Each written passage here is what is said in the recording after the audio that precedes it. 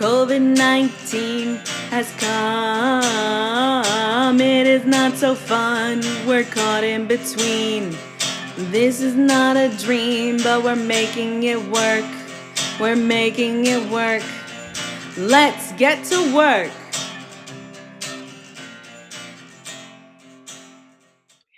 Hello and welcome to my Lauren Maxwell web series, Let's Make It Work. So, I've been doing some web series lately, talking to friends and friends of friends, entrepreneurs, about how they're handling this time of crisis that we're all in. What are the different layers and how are we looking at resilience? Well, we're going to talk about that today, but we're also going to talk about some other things that I thought would be really interesting, give another side of a story and something that I'm really intrigued by. So to help me with that, I invited my dear friend, Marieke Pullman. She is a published author and a TED talker and an overall really good best gal pal. And I have her on the show today. Hi, Marieke. Hi, Lauren. Thank you for coming on. I really appreciate it. Thank you for having me. And I want to start off a little bit, if you can just, I know it might be a little bit uncomfortable, but for the purpose of the show, if you don't mind humoring me, just list the name of the book that you published and what it is that you've done, and then we can dive a little bit deeper. Does that work? Of course. Yeah, of course. Yeah. Well, as you said, I am Marieke Pullman. I am 32 years old and I'm a writer and a freelance journalist. But these days I'm more a writer than a journalist. My first book was published almost exactly 5 years ago. The name in Dutch is Alles om jullie heen is er nog, which roughly translates into everything around them is still there. I just finished my manuscript for my first children's book, which is supposed to come out in June. It's about cats because I'm a professional cat lady. But yeah, due to the coronavirus, it might be postponed. So I'm a bit in limbo right now. I don't know what's going to happen. And that can be challenging. What I find really interesting in getting to know you. So I got to know you before I knew of your professional accomplishments. Even though I knew they existed, I just didn't have any realm of understanding because I'm an expat and, I write in Dutch, in yeah, all you write fairness. Dutch, and I just wasn't, I didn't have the familiarity. And so I've gotten to know you past the accomplishments. And what's been really interesting for me being your friend is seeing how I used to want to be a published writer. Like that was my thing. Like I was like, I'm going to be a published writer. And that's like the end goal. And when being friends with you, I see that that's not an end goal. It's just like a part of something. Can you talk about it a little bit more of like, how it is that you see being like a published writer? Being a published writer, as you correctly pointed out, is not an end goal at all. I thought the same thing. For me, it was similar to you. I always said, well, I want to write a book one day. And somehow in my mind, that would be something like, oh, that's the ultimate thing. But once you're there and it happens, it's amazing. It's great. And it couldn't have gone better. But then it's finished and you've done interviews and you've been on TV and you've been in the newspapers and the magazines and it's great. And it's in stores and people are buying it and liking it. And then, yeah, what are you going to do? Well, you want to write another book. So you start all over again. And yeah, you basically start from scratch. Even though you've had the first book, it doesn't mean that you're there. And that's something I couldn't have known before I started doing this.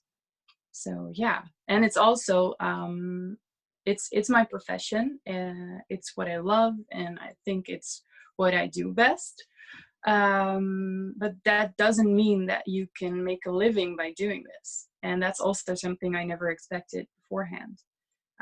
As a writer, most people don't know this, but you make, well, around 10 to maybe 15% if you're really successful per sold book. So that means that you earn, yeah, like 1.5 to 2 euros per book that you sell. So it only starts to work out as something you can actually earn a living by if you sell a lot of copies. And in this day and age, the book industry is not doing very well. So you've already done pretty great if you've sold like over 1,000 books, then your publisher is already happy.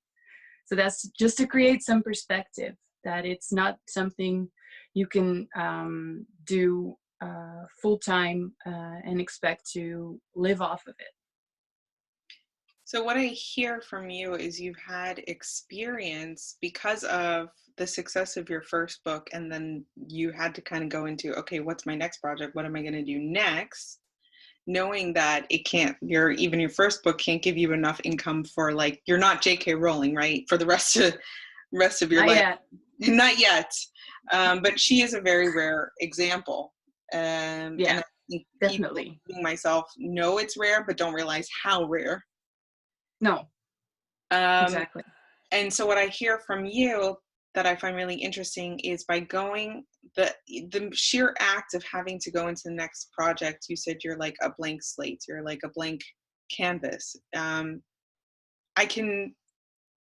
think this is what, in a way, the coronavirus pandemic is also offering a lot of creatives, is this chance to kind of start over. And you've already been living in that uncertain state. do, Yes. do you find that because you've been living in this uncertainty and it's very much part of your way of life in a lot of ways, that you're able to cope better during this time, or not? How is Well, it? it's an interesting question. I haven't really thought about it that way yet, but there is a connection, yes. Well, normally, if the coronavirus hadn't happened, right now I would be busy with, yeah, getting publicity going and maybe already doing some interviews. And now that they're possibly postponing it, they're not even sure if they're going to postpone it. That just leaves you in this weird in-between state where you can't really do much, even though my publisher is doing everything they can, and we are trying to get the book ready as normal. So that's a good thing. But my job on getting it ready is done now. I mean, I did all the corrections, and yeah. So if the coronavirus hadn't happened, I would still have stuff to do concerning my book, which would be great, and that's also what I planned. But right now it's just a little bit different. I would also start on the second book because they have the intention to turn the book into a series, which is really great. And I have an idea for a second part and a third part already. So yeah, if the coronavirus hadn't happened, I would be yeah, doing the publicity for the first book and yeah, already starting to write the second part of this series. But right now, that's just on hold because we're not sure when it will come out. It will come out, that's for sure, but we just don't know when. So yeah, yeah, I'm thrown off my like regular thing right now, and it's you. Maybe you would expect that I would know what to do because I'm used to uncertainty, but that's not entirely true. I think I'm a bit of a planner, and I always think ahead, and that is just not working out right now. So I have to sort of go with it, and that's not really my style. So yeah, it's not easy. Every day I try to think of what I'm gonna do, but yeah, it doesn't always work out. You're busting a lot of myths here today, Marieke. Sorry. Myth. No, it has literally come down to that. Right now I'm trying to do stuff in the house. I have this really long to-do list of like sorting out closets and decluttering and working on the garden, and yeah, it's not what I thought it would be right now. but it's fine. Just, yeah, for me, I think having some sort of structure is essential to not lose my mind. So to get up in the morning around the same day every day, I do a 7-minute workout. I make my bed. I tidy the house. Yeah, it's just structural things like that. For me, it works to get dressed and also dress nicely and wear something I feel good in. That's a big mood changer for me. I mean, it's really, and that's similar to writing and staying at home, I guess. So that part I'm used to. So maybe that's a useful tip for people, because it's really tempting to hang around in your PJs or like wear like a comfortable onesie and do that all day. And maybe that works if you're used to going to an office and you feel like you have to get dressed, and now it's liberating not to. So live it out, do it for a few days, but I guarantee you, you will probably come around and you will find that it's much better for you and for your mood to just get dressed and take care of yourself. Because in the long run, you need some sort of rhythm and some sort of sense of normality. So that's what works for me, at least. I think for me, when the perception that I had, I would consider myself a creative person, and even though I've been in corporate for a while, I've always had this like need to be very creative and live creatively. But what I'm finding out is like, just because you're creative doesn't mean that you have no structure and no boundaries, and No. we all need that that structure. And do you think it's also a little bit exasperated during this uncertain time where we just want to like control a little bit what we can control? Yeah, I think that's not a bad thing. I think that's good. I think that's an urge that is pretty safe to follow as long as you don't go into extremes. Because there's a lot happening that we can't control. So it's perfectly fine and healthy to find a few things that you feel that you are in charge of. Yeah, yeah, exactly. So you don't have to just even just by making the moves to try and control what it is that you can control, you're actually probably going to have a better outcome to your day. And Yes, whether you're creative that's also, or however you identify. yeah. But I think that's another myth people maybe have about writers or maybe artists in general.